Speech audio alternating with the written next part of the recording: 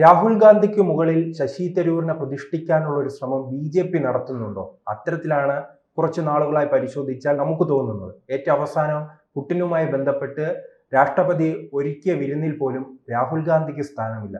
അവിടെയും സ്ഥാനം ശശി തരൂരാണ്. കോൺഗ്രസ് എന്നാൽ ബി.ജെ.പി. കാണുന്നത് ഇന്ന് ശശി തരൂർ മാത്രമാണോ? ശശി തരൂർ എന്ന നാമധേയം ബി.ജെ.പി. ഭവനത്തിൻ്റെ ഐശ്വര്യം എന്ന് വേണമെങ്കിൽ വ്യാഖ്യാനിച്ചെടുക്കാം. കോൺഗ്രസ് പാർട്ടിക്കുള്ളിൽ നിന്നുകൊണ്ട് പാർട്ടിയെ എത്രത്തോളം പ്രതിരോധത്തിലാക്കാമോ അത്രത്തോളം പ്രതിരോധത്തിലാക്കാൻ എന്തവസരവും ലഭിച്ചാലും അതൊരിക്കലും വേണ്ട എന്ന് പറയില്ല തരൂർ. നിങ്ങൾ വേണമെങ്കിൽ പുറത്താക്കൂ, അടുത്ത ഗ്രേഡിൽ ധൈര്യമുണ്ടെങ്കിൽ പുറത്താക്കൂ, പുറത്താക്കിയ ധൈര്യം കാണിക്കൂ. ഞാൻ ഇങ്ങനെയാണ്, ഞാൻ എൻ്റെ യുക്തി ആത്മാർത്ഥത അത് വ്യക്തിപരം മാത്രമാണ്, അതൊരു പാർട്ടിക്കും ഞാൻ എഴുതി കൊടുത്തിട്ടില്ല. ഇഷ്യൂ ബേസ്ഡ് ആയിരിക്കും സപ്പോർട്ട്, ഇതാണ് തരൂരിൻ്റെ ഒരു ലൈൻ. പക്ഷേ ഇഷ്യൂ ബേസ്ഡ് സപ്പോർട്ട് എന്ന് പറയുമ്പോഴും എല്ലാ ഇഷ്യൂവിലും ഒരുപക്ഷെ കോൺഗ്രസിൻ്റെ ഔദ്യോഗിക നേതൃത്വത്തിൻ്റെ തീരുമാനത്തിൻ്റെ വിരുദ്ധവും ബി.ജെ.പി. നേതൃത്വവും ആഗ്രഹിക്കുന്നതും തന്നെയാകുന്നു തരൂരിൻ്റെ ലൈൻ എന്ന് പറയുമ്പോൾ അവിടെ തരൂരിൻ്റെ ഉദ്ദേശങ്ങളെ കുറച്ചുകൂടി ആഴത്തിൽ വിശകലനം ചെയ്യണം. ആ പശ്ചാത്തലത്തിലാണ് ഇപ്പോൾ വ്ളാഡിമിർ പുടിൻ, റഷ്യൻ പ്രസിഡന്റ് പുടിൻ്റെ ഇന്ത്യ സന്ദർശന വേളയിൽ ഔപചാരികമായി ഒരുക്കുന്ന ഒരു വിരുന്ന് സൽക്കാരമാണ് രാഷ്ട്രപതി ഭവനിൽ ദ്രൗപദി മുർമുവുമായിട്ടുള്ള ഒരു വിരുന്ന് സൽക്കാരം. പ്രോട്ടോക്കോൾ അനുസരിച്ച് സാധാരണഗതിയിൽ മുൻകാലങ്ങളിൽ ഈ പ്രധാനപ്പെട്ട ഗവൺമെൻറ്റിന് പുറത്തുള്ള പ്രതിപക്ഷത്തെ പ്രധാന മുഖങ്ങളെ വിളിക്കുന്നൊരു പതിവുണ്ട്. ഒരുപാട് പേരെയല്ല, പ്രതിപക്ഷ നേതാവ്, ക്യാബിനറ്റ് റാങ്കുള്ള ഒരാളാണ് പ്രതിപക്ഷ നേതാവ്, ലോക്സഭയിലെ പ്രതിപക്ഷ നേതാവ്.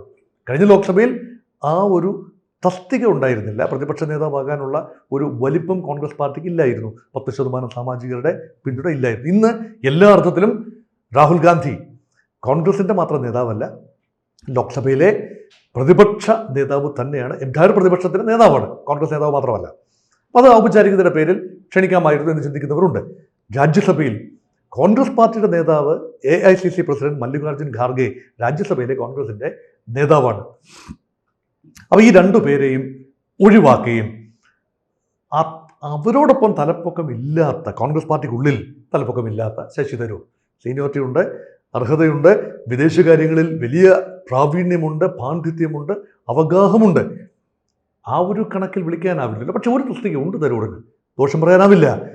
പാർലമെന്റിലെ വിദേശകാര്യ സ്റ്റാൻഡിംഗ് കമ്മിറ്റിയുടെ ചെയർ എന്ന നിലയിൽ ശശി തരൂർ സർവ്വഥാ യോഗ്യനാണ്, ക്ഷണിക്കപ്പെടാൻ സർവ്വഥാ യോഗ്യനാണ്.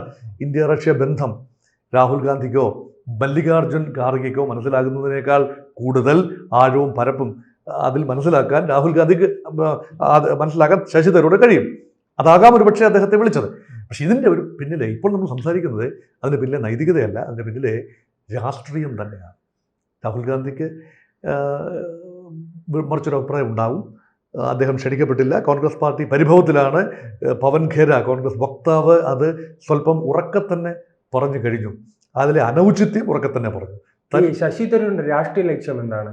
കാരണം രാജ്മോഹൻ ഉണ്ണിത്താൻ ഉൾപ്പെടെയുള്ളവർ പറയുകയാണ്, ഇങ്ങനെ കോൺഗ്രസിനുള്ളിൽ നിൽക്കാതെ നിങ്ങൾ പോകൂ എന്ന് രാജ്മോഹൻ ഉണ്ണിത്താൻ പറയുന്നു, മുരളീധരൻ പറയുന്നു. പക്ഷെ അവിടെ ഉറച്ചു നിൽക്കുകയാണ്. ബി.ജെ.പി. അദ്ദേഹത്തെ ഒരു കോൺഗ്രസ്സുകാരനായി കാണുകയും ചെയ്യുന്നു.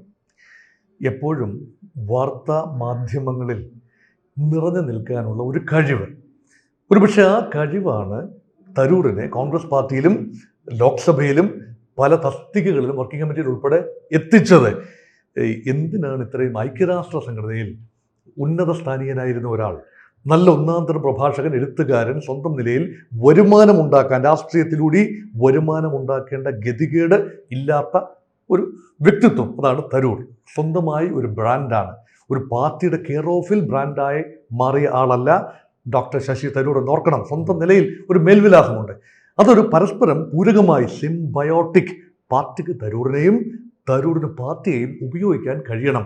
പക്ഷെ പാർട്ടിക്ക് അതീതനായി വളരാൻ, അല്ലെങ്കിൽ ദാർശനികൻ എന്ന രീതിയിലോ സൈദ്ധാന്തികൻ എന്ന രീതിയിലോ മാത്രമല്ല, അധികാര ഘടനയിലും പാർട്ടിക്ക് അതീതനായി വളരാൻ ആര് ശ്രമിച്ചാലും, അത് ഏത് പാർട്ടിയിലാണെങ്കിലും അത് സാധിക്കില്ല.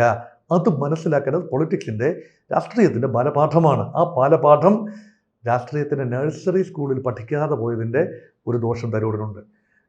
മിഡിൽ സ്കൂളിലോ ഹൈസ്കൂളിലോ ഒന്നും പഠിക്കാതെ രാഷ്ട്രീയത്തിൻ്റെ പോസ്റ്റ് ഡോക്ടറൽ തലത്തിലാണ് തരൂർ തുടങ്ങിയത്.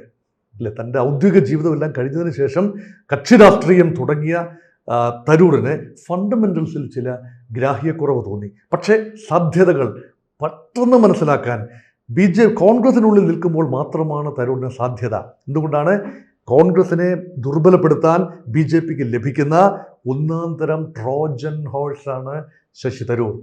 അതുകൊണ്ട് ശശി തരൂർ കോൺഗ്രസിൽ നിൽക്കേണ്ടത് തരൂറിൻ്റെ ആവശ്യമല്ല, BJPയുടെ ആവശ്യം കൂടിയാണ്. അത് തരൂർ തിരിച്ചറിയുന്നു. അതുകൊണ്ടാണ് എത്ര ബുദ്ധിമുട്ടുണ്ടായാലും ഞാൻ ഇവിടെയാണ്. ഞാൻ അപ്പോഴും വാർത്താമാധ്യമങ്ങളിൽ ഞാനൊന്നും സംസാരിച്ചില്ലെങ്കിലും ഞാൻ വാർത്താമാധ്യമങ്ങളിൽ തരൂരിൻ്റെ മൗനം പോലും വാചാലാവാകാൻ, തരൂർ എന്തുകൊണ്ട് ഇതേക്കുറിച്ച് അഭിപ്രായം പറഞ്ഞില്ല എന്ന് പോലും ചോദിക്കുന്ന ഒരു ഘട്ടത്തിലേക്ക് ഈ രാജ്യത്തിൻ്റെ രാഷ്ട്രീയ മനസ്സെത്തിച്ചുവെങ്കിൽ തരൂർ എന്ന വ്യക്തിയെ ഒഴിവാക്കിക്കൊണ്ട് ഇന്ത്യൻ രാഷ്ട്രീയം, ഇപ്പോഴത്തെ നിലയിൽ ഇന്ത്യൻ രാഷ്ട്രീയം ചർച്ച ചെയ്യാനാവില്ല എന്ന് തന്നെയാണ്. ഇവിടെ നേട്ടം തരൂർ എന്ന വ്യക്തിക്കാണ്. അവിടെ കോൺഗ്രസിനുള്ളിൽ പരമാവധി പ്രശ്നങ്ങൾ ഉണ്ടാക്കാനാണോ? കാരണം രാഹുൽ ഗാന്ധി രാവിലെ ഒരു നിലപാട് പറയും, ഉച്ചയാകുമ്പോൾ തിരുത്തുന്ന ഒരു നിലപാടായിരിക്കും ശശി തരൂരിൻ്റെത്. ഇപ്പോൾ ഏറ്റവും അവസാനം പാർലമെന്റുമായി ബന്ധപ്പെട്ട് നമുക്കറിയാം, പാർലമെന്റിൽ നിരന്തരം പ്രശ്നങ്ങളാണ്. പ്രശ്നവുമായി ബന്ധപ്പെട്ട് അത്തരം പ്രശ്നങ്ങൾ പാടില്ല, അത് ചർച്ച നടക്കണമെന്ന് നരേന്ദ്രമോദി ആവശ്യപ്പെടുന്നതാണ് ശശി തരൂരിൻ്റെ നിലപാട്. അങ്ങനെ ഏത് വിഷയങ്ങൾ എടുത്താലും BJPയുടെ നിലപാട് ഉയർത്തിപ്പിടിക്കുകയാണ് ശശി തരൂർ. മോദി സ്തുതികൾ വേണ്ടപ്പോൾ പിണറായി സ്തുതികൾ അല്ലെങ്കിൽ ഇടതുപക്ഷ സ്തുതികൾ മറ്റു ചിലപ്പോൾ പിടികൊടുക്കാതെ, ആർക്കും പിടികൊടുക്കാതെ മുന്നേറാനുള്ള ഒരു അനന്തര സാധാരണമായ കഴിവ് അത് തരൂരിനെ വ്യത്യസ്തനാക്കുന്നു. അതുകൊണ്ട് തരൂർ സമ്മർദ്ദത്തിലാക്കുന്നത് ഒരുപാട് he keeps people guessing as to what is going to say next time. ഇത് ആണ്. അപ്പോൾ അവിടെയും ഇപ്പോൾ ഒരു അക്കാദമിക വേലയ്ക്കാണ് തരൂർ അണിഞ്ഞിരിക്കുന്നത്. നോക്കൂ, പാർലമെന്റ് കോൺഗ്രസിലെ പാർട്ടി അണികൾ തന്നെ വിചാരിക്കുന്നത് ഉടൻ തന്നെ BJPയിലേക്കോ CPMയിലേക്കോ പോകുമെന്ന്. പക്ഷെ വിചാരിച്ചിട്ട് തന്നെ ഒരു വർഷത്തിൽ BJPയിലേക്ക് പോയാൽ ഇപ്പോൾ തരൂർ അനുഭവിക്കുന്ന കംഫർട്ടബിൾ സ്പേസ് ഇല്ല. BJPയിലേക്ക് പോകുന്ന തരൂറിനെ ഒരുപക്ഷെ വിദേശത്തേക്ക് ഓപ്പറേഷൻ സിന്ധുവിനെ ന്യായീകരിക്കാൻ വിടാനാവില്ല. കോൺഗ്രസിൽ നിന്നുകൊണ്ട് കോൺഗ്രസിനൊരു തസ്തിക കൊടുത്തു എന്ന് മേനിനടിക്കാം, തരൂറിൻ്റെ വൈദഗ്ധ്യം, എക്സ്പെർട്ടീസ് ഉപയോഗിക്കാം. അതേസമയം കോൺഗ്രസിനെ പരമാവധി ഞെരുക്കി ഇഞ്ചിഞ്ചായി കൊല്ലാനും സാധിക്കും. ഇതൊരു സ്ട്രാറ്റജിയാണ്, അത് അനുവദനീയമായ സ്ട്രാറ്റജിയാണ്. കോൺഗ്രസ് പാർട്ടിക്ക് തരൂറിനെ വേണമെങ്കിൽ പുറത്താക്കാമല്ലോ. അത് Congress party, nothing prevents Congress party from removing Tharoor from the primary membership. പക്ഷേ അതിനുള്ള ഗ്രൗണ്ട് കോൺഗ്രസിന് മോദി സ്തുതി എന്തെങ്കിലും ഒരു കാര്യം ചെയ്തപ്പോൾ അതിനെ പ്രതിപക്ഷത്തിന് ധർമ്മം എന്താ? ഗവൺമെൻറ്റിനെ കൺസ്ട്രക്റ്റീവ് ആൻഡ് ക്രിയേറ്റീവായി വിമർശിക്കുക. കൺസ്ട്രക്റ്റീവ് എന്ന് പറഞ്ഞാൽ എന്താ? നല്ല കാര്യങ്ങൾ ചെയ്യുമ്പോൾ നന്മയെന്നും മോശപ്പെട്ട കാര്യങ്ങൾ ചെയ്യുമ്പോൾ മോശമെന്നും പറയുക. അതാണ് ക്രിയാത്മകമായ പ്രതിപക്ഷം. തരൂരിന് പറയാം, ഞാനാണ് ഇവിടെ ക്രിയാത്മകമായ പ്രതിപക്ഷം. ഗവൺമെൻറ് നല്ല കാര്യങ്ങൾ ചെയ്തു വിദേശ നയത്തിൽ, ശരി, അത് ശരി, ഞാൻ എൻഡോഴ്സ് ചെയ്യുന്നു. ഞാൻ പാർട്ടി നിലനിർത്തിക്കൊണ്ട് തന്നെ പ്രതിപക്ഷത്തെ സ്ഥാനം നിലനിർത്തിക്കൊണ്ട് പറയുന്നു, അത് ശരിയാണ്. ഇത് പറയാൻ തരൂരിന് അവകാശമുണ്ട്. അത് പറഞ്ഞു എന്ന കാരണത്താൽ തരൂരിനെ പുറത്താക്കിയാൽ പ്രതിരോധത്തിലാക്കുന്നത് കോൺഗ്രസ് പാർട്ടി തന്നെയാവും. അല്ലെ, സാറ് വിശ്വസിക്കുന്നുണ്ടോ ഇനിയുള്ള 4 വർഷവും കോൺഗ്രസിനുള്ളിൽ ശശി തരൂർ അവിടെ കാണുമെന്ന്? കോൺഗ്രസിന്റെ MP ആയി കോൺഗ്രസിനുള്ളിൽ തന്നെ കാണുമെന്ന് തന്നെയാണ് എൻ്റെ വിശ്വാസം. കാരണം കോൺഗ്രസിനുള്ളിൽ നിന്നുകൊണ്ട് തന്നെ തരൂറിന് ആഗ്രഹിക്കുന്നതെല്ലാം ലഭിക്കുമെങ്കിൽ അത് BJPയിൽ നിന്നോ അധികാരമുള്ളിടത്തു നിന്നല്ലേ കാര്യങ്ങൾ ലഭിക്കൂ. എന്താണോ തരൂർ ആഗ്രഹിക്കുന്നത് തരൂരിനെ പ്രയോജനപ്പെടുത്താൻ, tell me one method by which Congress party can now utilize Tharoor's expertise ഉണ്ടോ? തരൂറിൻ്റെ ഈ ഗിവൺ ദിസ്, ഇപ്പം ഒരുപാട് ബാഡ് ബ്ലഡ് ഒഴുകിയല്ലോ കോൺഗ്രസും തരൂറും തമ്മിൽ. ഇനി എത്രത്തോളം തിരിച്ച് വന്ന് പൂർണ്ണമായി കോൺഗ്രസ് വിധേയപ്പെടുമെന്ന് പറഞ്ഞാലും കോൺഗ്രസ്സുകാർ തരൂരിനെ വിശ്വസിക്കുന്നു. പ്രത്യേകിച്ച് അതിൽ വേറൊരു ചോദ്യമുണ്ട്. കോൺഗ്രസ്സുകാർ ഇത്തരം മോദി സ്തുതി നിരന്തരം പറയുന്ന ശശി തരൂരിനെ പാർട്ടിക്കുള്ളിൽ നിലനിർത്തുന്നു. പാർട്ടിക്കുള്ളിൽ നിലനിർത്തണമോ എന്നത് കോൺഗ്രസിൻ്റെ കാര്യമാണ്. നിലനിർത്തിയാലും നിലനിർത്തിയില്ല എങ്കിലും ഒരുപോലെ പ്രതിരോധത്തിലാണ് പാർട്ടി. അതുകൊണ്ടാണ് ഈ കഴിച്ചിട്ടിടക്കാനും മധുരച്ചിട്ട് തുപ്പാനും വയ്യാത്ത അവസ്ഥയാണ്. അദ്ദേഹം കോൺഗ്രസിനുള്ളിൽ കാണുമ്പോൾ കോൺഗ്രസ് അദ്ദേഹത്തെ നിലനിർത്തുന്നു. ഒരു കാര്യം ഉറപ്പല്ലേ, ശശി തരൂർ എന്ന സ്ഥാനാർത്ഥി ആയതുകൊണ്ട് മാത്രമല്ലേ കോൺഗ്രസ് പാർട്ടി തിരുവനന്തപുരം മണ്ഡലത്തിൽ ലോക്സഭയിലേക്ക് ജയിച്ചു വന്നത്. കോൺഗ്രസിൻ്റെ 100 സീറ്റിൽ അല്ലെ 99 സീറ്റിൽ ഒന്ന് കൊണ്ടുവന്നത് തരൂർ ഫാക്ടർ തന്നെയാണ്. ആ ഫ്രഞ്ച് ബെനിഫിറ്റ് മറ്റു സീറ്റുകളിലും ലഭിച്ചിട്ടുണ്ടാവാം. അത് കോൺഗ്രസ് പാർട്ടിയുടെ ഒരു പ്രവർത്തകനും നെഞ്ചിൽ തൊട്ട് പറയില്ല. അത് മാത്രമല്ല, തരൂരിന് വേണ്ടി കോൺഗ്രസ് വിയർപ്പൊഴുക്കിയിട്ടുണ്ട് തിരുവനന്തപുരത്ത്, ഇല്ലെന്ന് പറയുന്നില്ല. അതേപോലെ തന്നെ തരൂർ സ്വന്തം ജയിച്ചു വരണമെന്ന് ഉറപ്പുള്ളതുകൊണ്ട് തരൂർ സ്വന്തം നിലയിലും കാര്യമായി പ്രവർത്തിച്ചു. സ്വന്തമായി ആളെ കൊണ്ടുവന്ന് പ്രചരണം നടത്തിയത് നേരിട്ട് കണ്ടിട്ടുള്ളവരാണ് തിരുവനന്തപുരത്തെ വോട്ടർമാരായ ആളുകൾ. അതുകൊണ്ട് തരൂരിന് കോൺഗ്രസ് പാർട്ടിയുടെ ഒരു പരിധിയിൽ കൂടുതൽ ഏത് പാർട്ടിയിലാണെങ്കിലും തരൂർ ഉയർന്നു വരും. അത് തരൂരിൻ്റെ ഒരു മാഗ്നറ്റിക് ഒരു രീതിയാണ്. പക്ഷേ വിശ്വസ്തത എന്ന് പറയുന്നത് ഇന്നത്തെ നിലയിൽ ബി ജെ പിയോട് ഓരം ചേർന്ന് കോൺഗ്രസിൽ നിൽക്കുകയും ബി ജെ പിയോട് സമഭാവനയോടെ നോക്കുകയും ചെയ്താൽ തരൂരിനെ പ്രയോജനപ്പെടുത്താൻ കഴിയും, രാജ്യത്തിന് പ്രയോജനപ്പെടുത്താൻ കഴിയും. പാർട്ടി എന്നുള്ളതല്ല, രാഷ്ട്രീയമല്ല.